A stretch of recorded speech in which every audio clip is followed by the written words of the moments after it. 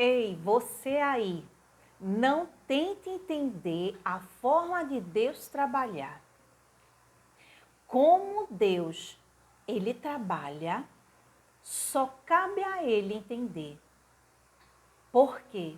Se ele for tentar explicar para mim e para você, a gente não vai entender.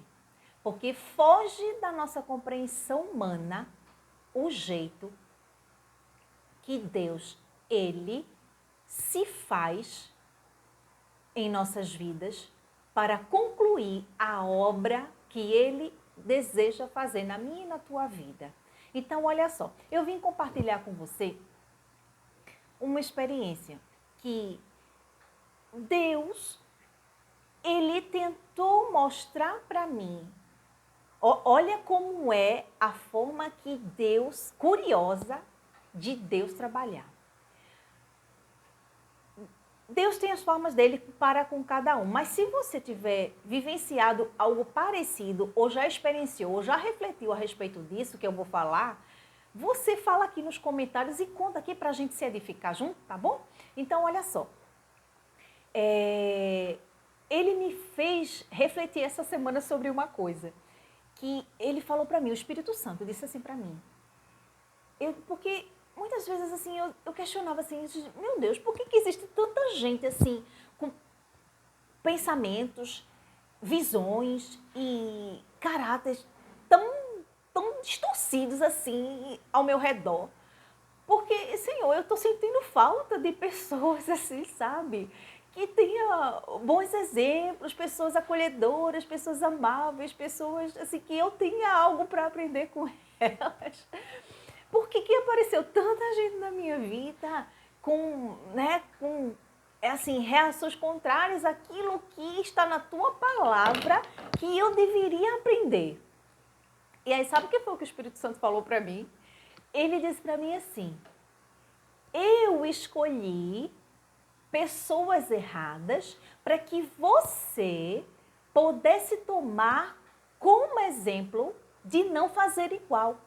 Por quê? Olha só, através da rejeição de que a gente faz assim, que a gente repugna aquela atitude, aquela ação daquela pessoa, a gente reflete às vezes com maior intensidade de que a gente não quer ser igual àquelas pessoas. E sabe por quê? Principalmente porque a gente vê os frutos daquilo que aquela pessoa colheu ou deixou pelo caminho, daquilo que aquela pessoa fez. E aí você começa a refletir, opa, peraí, eu não quero ser igual não. E peraí, ei, eu não quero colher esses frutos não, né? Olha quantas coisas, quantas vezes Deus já me ensinou diversas coisas de pessoas, né, próximas que estavam ali vivendo de uma forma e eu, nossa, eu não quero não, isso aí para mim não. Aí o Espírito Santo falava, então vigie. A Bíblia diz, né? Vigiai e orai, né? E vigiar é exatamente, estar atento às coisas que você vê ali ao redor. Porque às vezes a gente não só aprende com as nossas experiências, não, gente. Uma vez eu li num livro que dizia assim, que sábio é aquele que aprende com as experiências dos outros. Inteligente é aqueles que aprendem com as próprias experiências. Porque assim, quando você aprende com as suas próprias experiências, você está sendo ali inteligente de você aprender e você diz, não, poxa, eu aprendi, né? Eu vou uma vergonha na minha cara e eu vou me policiar para não fazer os erros de novo. Mas sábio é aquele que, vigia. Vigiar é o quê? Você está atento, vigilante, olhando as coisas que acontecem não só em você, mas ao redor também, com as outras pessoas. Porque você olha, é lógico que, gente, cada caso é um caso, não é porque aconteceu com fulano que vai acontecer com você. Mas, né, nem tudo, né, porque também a gente tem que ter prudência e sabedoria em Deus. Por isso que a gente tem que vigiar e orar. Porque na oração você vai pedir proteção a Deus para que você não passe por aquelas coisas. Por exemplo, né, você vai ali, você fica ali, não vou fazer tal coisa não, porque aconteceu com fulano daquela forma. Não, não é que aconteceu com fulano que vai acontecer com você, mas aí você vai orar e você vai estar vigilante. Peraí, eu vou olhar isso aqui com prudência e não vou fazer isso aqui. Mas eu vou orar a Deus. Se eu tenho que fazer aquilo e aquilo eu preciso fazer para a minha vida, para ser abençoada, então eu oro a Deus antes e digo, Senhor, me proteja para que nenhum mal aconteça e você explana ali a tua situação. Entende?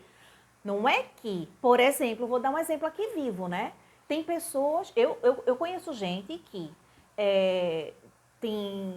tinha gente na família que teve filhos e passou assim por uma situação horrorosa, assim, que quase morre, né, durante o parto, e passou assim sofrimento muito grande, e a pessoa que era da família não quis ter filho porque ficou com medo de passar pela mesma coisa, né? Então aí, se ela tinha o sonho e tinha o chamado, né? Porque ser pais e mães é um chamado, né? É um dom que Deus dá. Isso não é uma coisa que cabe a todo mundo que quer ser e ter, né? Eu vejo como um chamado, né? Então, se Deus fez aquele chamado, né? A gente tanto vê isso que é uma prova que a gente vê aí quantas pessoas são pais e mães e negligenciam. Tá? A gente não estou criticando, né? Assim, não estou generalizando nada, porque, como se diz, cada um, a Bíblia mesmo diz que Deus dá, o Espírito Santo, ele dá o dom à vontade dele. Não é a gente que pede, eu quero isso. Não, ele dá conforme a sua vontade.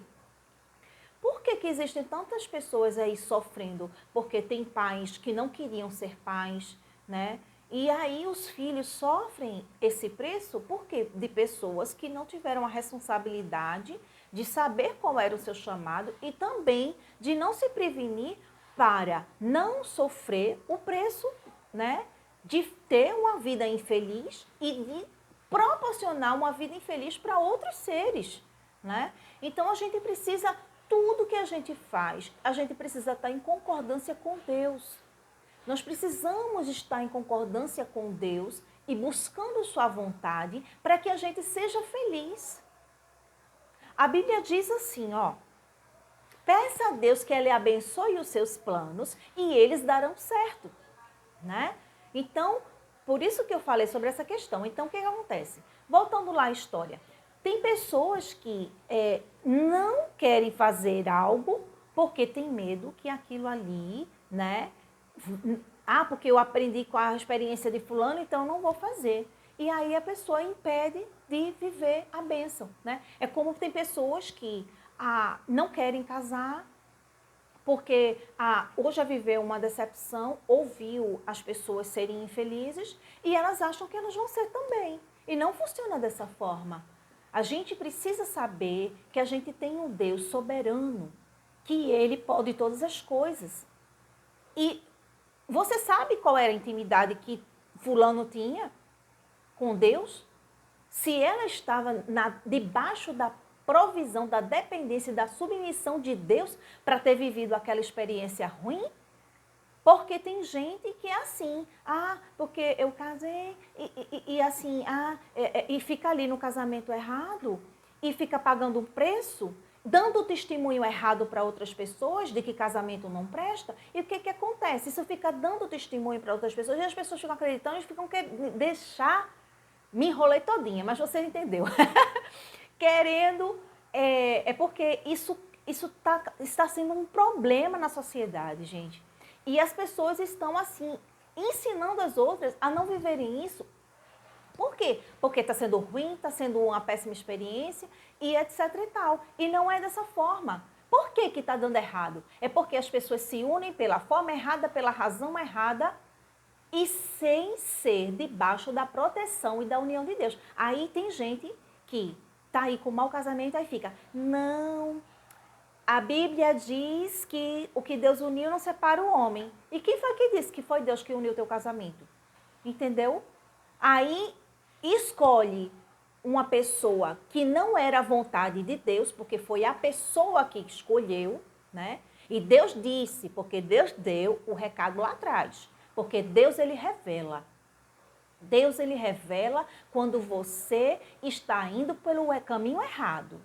Ele não deixa, a palavra não nega que ele revela e ele cuida dos seus. E o maior cuidado que Deus tem para mim e para com você é que quando a gente está debaixo da sua proteção e a gente está prestes a ir para o mau caminho e a cair no precipício, o Espírito Santo de Deus, com toda a autoridade, ele vem e ele diz, olha, isso aí está errado, ele dá o sinal. Então, se você vai não, porque eu amo. Você ama, mas se Deus disse para você que você não levasse em frente esse relacionamento, você não leve. Porque você vai pagar um preço muito alto. Tem um vídeo aqui, eu vou deixar aqui na descrição para você ver, que fala sobre essa questão de relacionamento, né? Que fala, né, que sobre mais vale, né, a gente acabar ali quando Deus está dando o sinal de que aquilo ali não é para você, do que você insistir e você ter uma vida destruída para sempre. E isso aí não é de Deus. Ele quer que você obedeça, que você siga a sua vontade. E ele tem alguém reservado para você. Alguém dele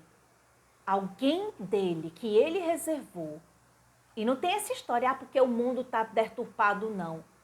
Se você é uma pessoa temente a Deus e que você tem boas virtudes e você escolheu o caminho bom que está aqui na palavra dele, existem outras pessoas também. Se você é um homem, existem mulheres que são de Deus também, que estão preparadas para ter um encontro com você. E se você é uma mulher, existem homens de Deus que estão prontos para ficar com você de forma sábia, de forma amorosa e de forma verdadeira, segundo a palavra do Senhor. Então não se deixe enganar. Que Deus abençoe você. E que você aprenda com as coisas que Deus ele coloca ao seu redor e que você saiba que Deus põe pessoas erradas no seu caminho para que você não seja iguais a elas, que você faça a diferença segundo o Evangelho de Cristo, assim como está escrito na sua palavra. Que Deus abençoe você e que você seja luz, em nome de Jesus.